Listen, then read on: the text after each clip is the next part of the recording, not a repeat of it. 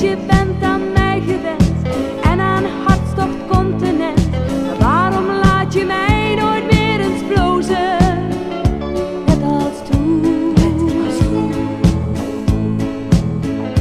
Ja, ik weet je hebt het o zo druk, nauwelijks tijd voor ons geluk.